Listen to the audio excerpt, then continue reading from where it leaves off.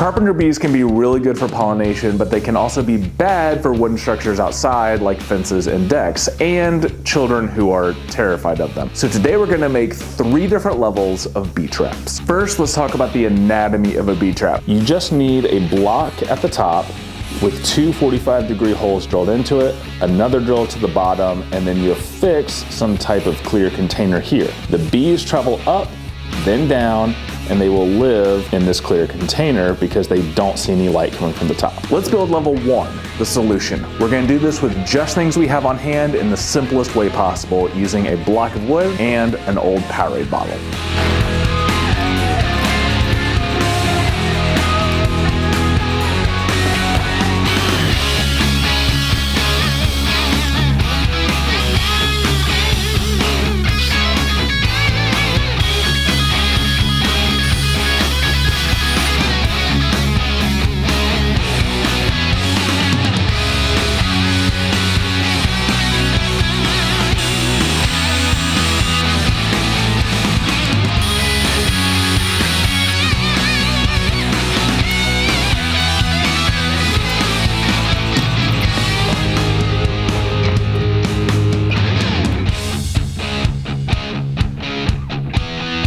Level 1, the solution is complete, but let's be honest, while it works, it looks like shit. So let's move on to level 2, which is aesthetics. There are 3 things we can do to make this look instantly better. Number 1, instead of using an asymmetric block like this out of the scrap pile, we can use a 4x4. The second thing is, instead of using an old Gatorade bottle, we can use something like a mason jar, which will give it a much better look overall. The third thing we can do is to give it some kind of design that actually makes it look very intentional, like a birdhouse, but for bees.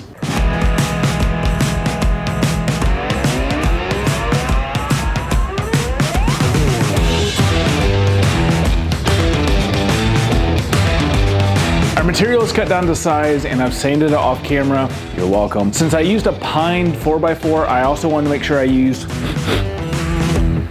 a pine piece of scrap wood. Hey Siri, how do I get splinters out of my tongue? So now we're gonna put these 2 pieces together and drill our holes.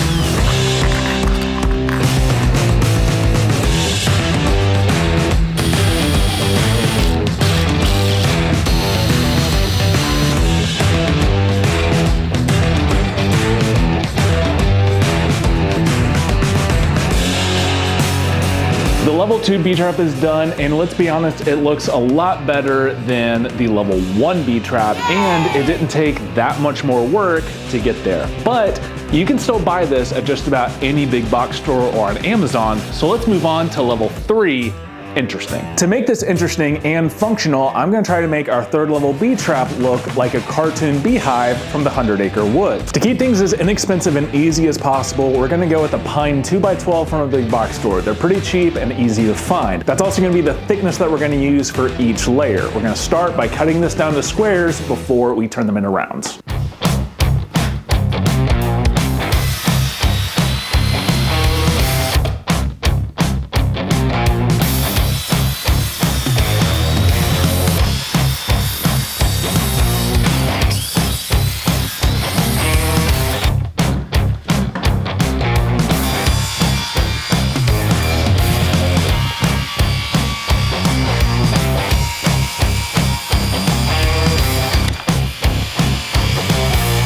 And that, kids, is why I use push sticks.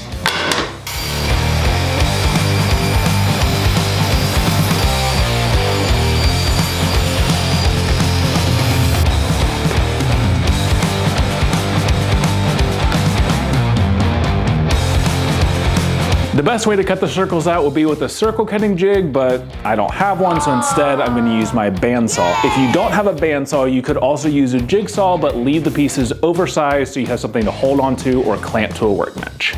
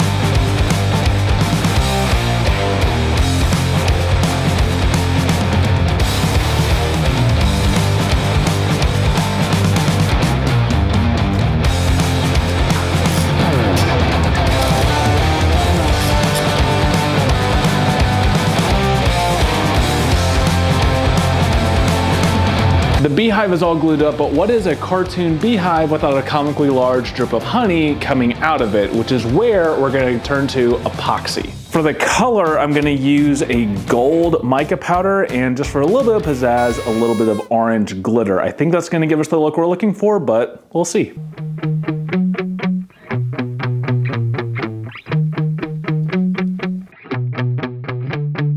The epoxy is cured, but we need to do one more thing before we start carving it. I'm gonna go ahead and drill the holes into the beehive that the bees will enter it into. I think that's gonna make it a little bit easier to figure out the curve that we need to match the hive when we carve the drips out of the epoxy.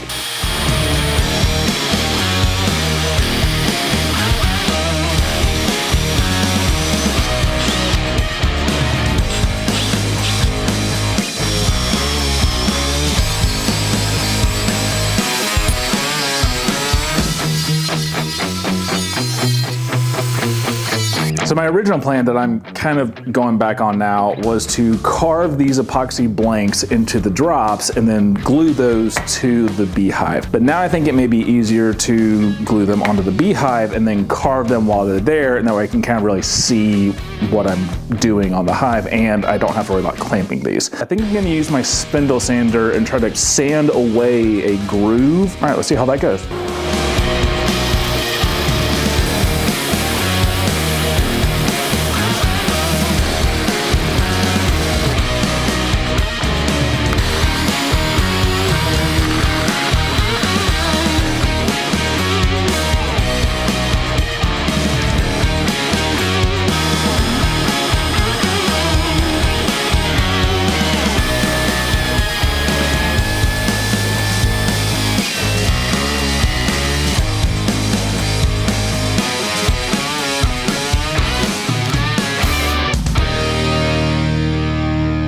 While I was originally going to use my Dremel, I think I'm going to switch over to my die grinder for now because that will remove material a lot faster. So I just need to be careful, and then we'll refine the shape with the Dremel and the smaller bits.